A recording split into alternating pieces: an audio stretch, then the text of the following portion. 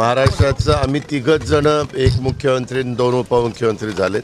बाकीचं मंत्रिमंडळ 40 लोकांचं कधी होणार? कारण 16 तारखेपासून अधिवेशन आहे. अधिवेशनामध्ये बिलं आहेत, अधिवेशनामध्ये इतर कामकाज असतं. त्यावेळेस त्याची उत्तरं देण्याच्या करता त्या डिपार्टमेंटचे संबंधित मंत्री असण्याची गरज असते. ह्या सगळ्याच्या सर बहुतेक 14 तारखेला महाराष्ट्राचं आम्ही तिघच जण एक मुख्यमंत्री आणि 2 उपमुख्यमंत्री झालेत.